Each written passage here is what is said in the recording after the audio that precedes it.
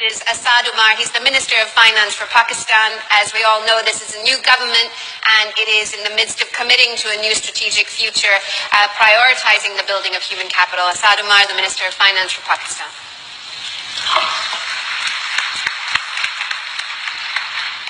Thank you very much, and thanks for inviting me to participate. As you mentioned, we are a new government. We are relatively a new political brought into governance at the federal level for the first time. And one of the reasons why we've been voted into power, at least that's what we believe, is the fact that our manifesto and the communication of our leader is centered around human development. As Dr. Kim pointed out earlier, obviously countries need infrastructure for development and growth, and you also need to develop your people. So you need both, but it's a question of what do you prioritize and what comes first in your mind. And so it's probably for the first time that a party has been voted into power in Pakistan, which believes that human capital development is absolutely central to the development of the country on a sustainable basis and places it at the top of its priorities. And that to me is the first step in any change that you want to make. It's the prioritization. And some of the things, as I said, you will find in the manifesto, but the kind of thing which catches people's attention, I've even heard in the last 2 days, people I've met here commenting on it.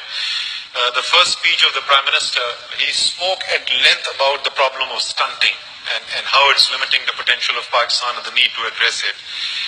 So hopefully this prioritization will be reflected in the investments that we make as we move forward. Obviously, it's just been 7 weeks since we've come in. And obviously, without resources, you cannot make changes. So that's certainly a priority or certainly a prerequisite. But I strongly believe, at least that's been our experience in Pakistan, I assume that would be the case around the world, it's not just the resources, it's how well you use them. And governance therefore becomes a key.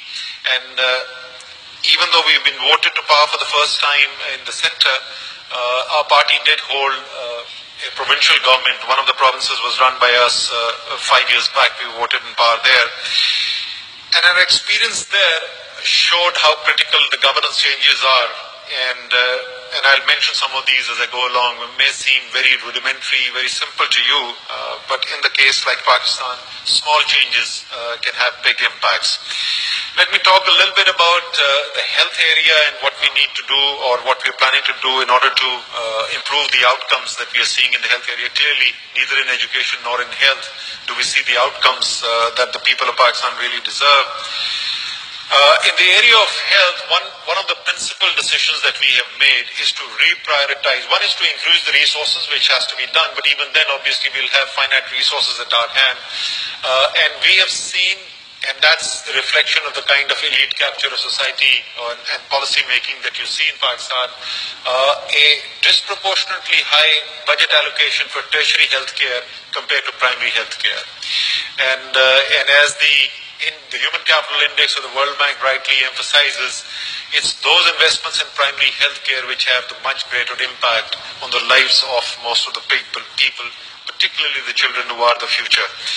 So that reprioritization is one of the priorities.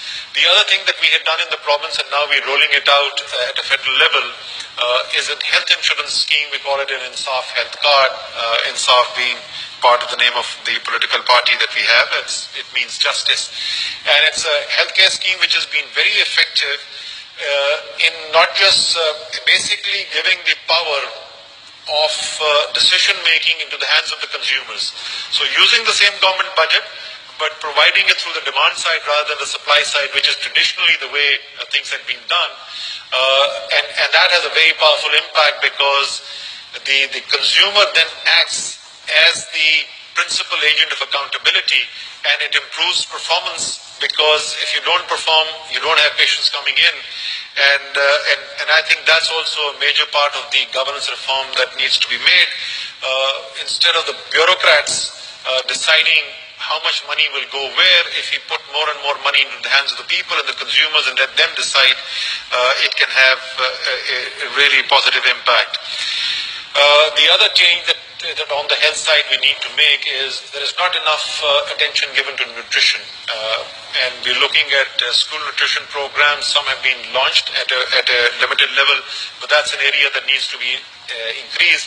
And the second change of emphasis is moving more towards prevention, and immunization programs.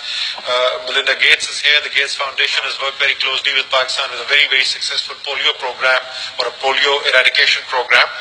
And we are hoping that this year might be the last year in which we have a case of polio in Pakistan.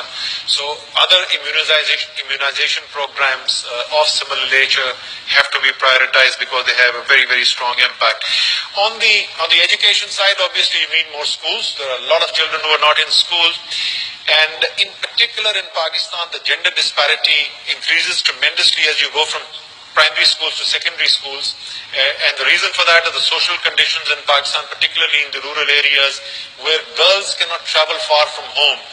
So there are more primary schools, so the distance from where a girl child resides and the primary school is less than the distance to the secondary school, and therefore the dropout ratio from the primary to the secondary system is much higher amongst girls. So we need to get schools out there, but there is a limit to how many schools you can build with the limited budgets. So we need to leverage technology, and that's a major part of the plans going forward, is to leverage technology so that we are able to go beyond brick and mortar and be able to access and reach children even in remote areas. Pakistan has some of the highest mountains in the world, and then you've got big deserts, all kinds of logistical challenges, and using technology can really help there, and to help increase access for children. And of course, another part which is related directly to budget allocations is increasing teachers. But quality is important, and that's I'm very glad to see that built into the Human Capital Index here. It's not just the number of years of schooling, but it's the quality of education that you get there. And again, simple things, as I said, I mentioned to you earlier, may seem very rudimentary to you. The teacher attendances in schools, particularly in remote areas, was very poor because the teachers wouldn't turn up or would not turn up frequently. The student attendances fell. And of course, when teachers are not present and students are not coming to school, the quality of education, the learning outcomes are bound to be poor. So simple things like biometric verifications and online verification of teacher attendance resulted in significant increases in teacher attendance, and wherever teacher attendance went up, the student attendance went up. And this is a relatively recent work that has been done, and I'm sure we'll see learning outcomes improve as a result. And obviously, many more things that need to be done. We look forward to the fact, and I completely agree with the World Bank president, somehow when you put things in an index, there's something in a human being which makes us innately competitive. So when you see yourself lagging in an index, it gives you an impetus to do what you should have been doing otherwise in any case. So hopefully this index will have an impact around the world, and we'll all compete harder with each other, not to build more bombs and missiles, but to produce better schools and provide better healthcare for our children. Thank you, Aid. Thank you so much. Thank you. Those are worthy, lofty goals, and I really like that spirit of competition, human competition. It's excellent. So I'm sure you'll be climbing up the rankings too. Now let me call to stage a global leader who's championed